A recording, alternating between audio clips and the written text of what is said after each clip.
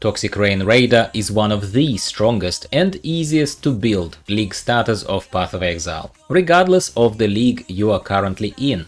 3.16 Scourge, most previous ones, and without a doubt it will keep performing well in future leagues as well.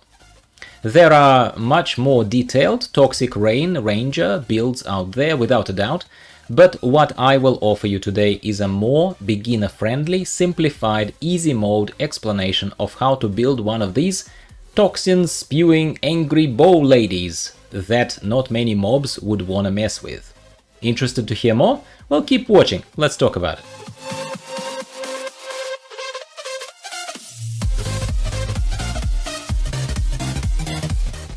Hello everyone, welcome back to the channel, I'm your host Gyro. So why this particular build? This is not the first Toxic Rain build that I've shared with my community. I've started building one of these a couple of leagues ago and picked Deadeye Ranger Ascendancy for it back then, which frankly didn't pan out all that well and became quite boring and not competitive with the other builds on survivability scale. This time we are rebuilding our Toxic Rain Ranger as a Raider Ascendancy, taking into account the mastery changes of the passive skill tree that were introduced in 3.16 Scourge League, and the advice from a few of other a lot more informed and pro creators of Path of Exile builds, including one of my personal favorites, Big Ducks. Shout out to you, man. So why follow my build then, you would still ask me, if for example Big Duck's build is admittedly more all-rounded and tested higher into the end game? Because, as with most of my other builds, they might be inspired by someone else, but are removing extra complexities and explaining things, or trying at least to explain things, that even amazing creators like Big Ducks, like Zizaran, like others, don't bother explaining. They just don't. This is exactly why many beginners choose to follow my builds and stick around. They get exactly what I'm offering here and what they struggle to find elsewhere. If you are one of those people, please do feel welcome here. Like the video and subscribe for more while you're at it. So let's talk about the build and playstyle. Like I said already, it's a very straightforward build for a ranger character, where you initially rely on your bow and projectile damage, which is very quickly superseded by damage over time components, specifically chaos damage, that will be ticking on the enemies all around you. Direct projectile damage hit power will be negligible compared to just how much chaos damage over time will be pumped out. For defenses, you will very heavily rely on evasion and spell suppression or dodge, up to you. There is a talent that allows us to convert spell suppression into spell dodge, but I found the losses of suppression chance too high to opt into spell dodge, so decided against it personally. Just saying it to you straight away to get it out of the way in case you know what I'm talking about. Leveling this character is very easy.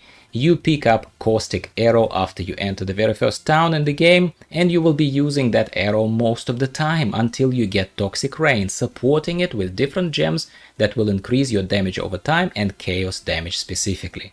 Caustic Arrow is fantastic on its own. With the volley or lesser multiple projectile support, it will hit quite substantial areas on the screen and will work great on clearing groups of mobs too. But once you get Toxic Rain ability, you will use it to clear the maps and help yourself on bosses, but also have a Ballista totem next to you to pump out even more damage and boost your own damage thanks to some passive skills that we will talk about and take a look at very shortly. Let's take a look at my gems and gear. Gems and gear I use here are laid out on the screen for you, which hopefully will make things easier to follow. I recommend that you take a screenshot or just pause the video and just take your time reviewing my non-optimized setup. Key callouts here: centerpiece is obviously Toxic Rain in the body armor that only has 5 links in my case, simply because I wasn't lucky with getting 6 links, but have found a reasonably good, unique body armor that I wanted to use and that I will show to you a little closer in a few minutes. I currently have exclusive and slightly simplified setup for extra single target damage support with Caustic Arrow in my bow. I kept it after getting Toxic Rain. That could obviously also use an extra, ideally a couple of extra gem slots, as well as the Ballista Totem could do the same, and in my case it is in the headpiece and it is a 4-socketed piece. I can tell you right now that I am missing my usual extra defensive layer of cast when damage taken support, which is usually linked to and invokes the Immortal Call to reduce the incoming damage taken. I simply ran out of slots in this case to put those extra support gems in, and I'm considering to ditch this exclusive Caustic Arrow single target damage boost in favor of incorporating that extra survivability layer that I feel like, in all honesty, I start missing now that I start running the lowest tier of Atlas maps. From notable gear pieces, once again they are on the screen now. You could pause and take a closer look, but in all honesty there is nothing absolutely mandatory there, which is one thing that makes this build particularly attractive. There are just, look, usable uniques, some good uniques that I simply had, which is why I used them. Maybe I should give a special nod to Gold Rim Cap, which is very good, very cheap, notable piece with high elemental resistances that you might want to buy from community market and rely on in case your elemental resistances are a bit low. And with the rest of it, it really just increases the damage and focuses on high evasion rating wherever possible, and that's about it. Passive skill tree is always best viewed using Path of Building Community Fork, free software that's available for the PC. And the link to my full build is in the description of this video. But I know that a lot of my viewers are not on the PC and don't have access to POB, to Path of Building. It's okay, my friend, it's all cool, I know you're there. So please pause the video, take a screenshot right now, follow the numbers as a general vector, general direction for your leveling as you go through.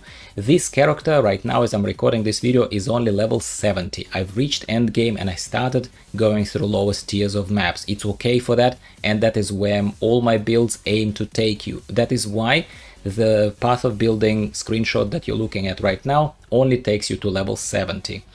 Path of Building does give a little bit of extra information, that is more for people really who want that, or if you love this build and hopefully I helped you with a simple direction, simplified build that I offered to you today, then you could go and research some other builds, Big Darks, some other builds that will take you further.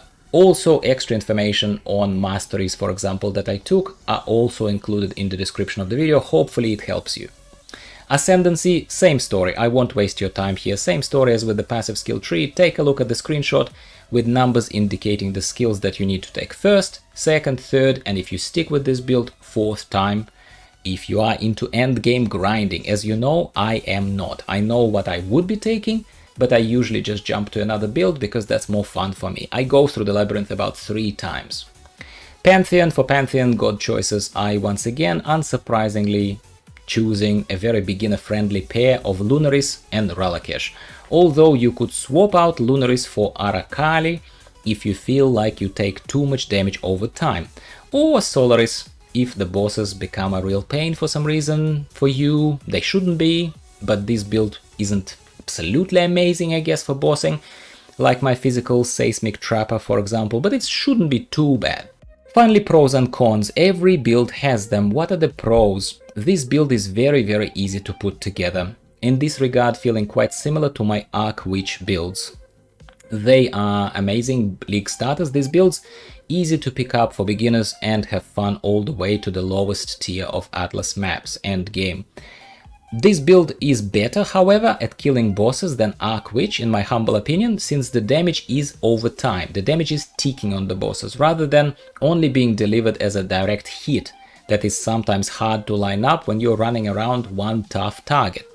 Damage output of this build is also quite high, even with very modest levels of investment. And if you noticed, I did not deliberately include any cluster jewels into this build, making it super duper beginner and noob friendly. Yes, those make every build better and more high-end game-proof, but this wasn't the goal of my build. Simplifying it and making it more accessible for everyone was.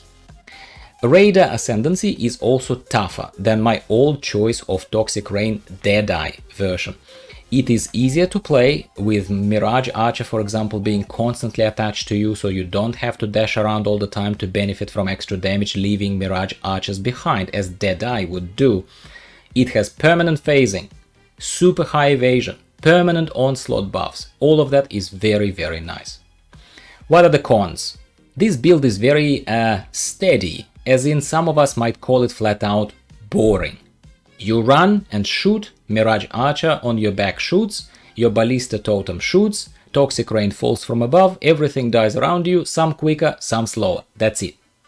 Yes, of course there is a way to describe pretty much any build like this, but trust me when I tell you, something makes this particular build feel very, very boring after a while.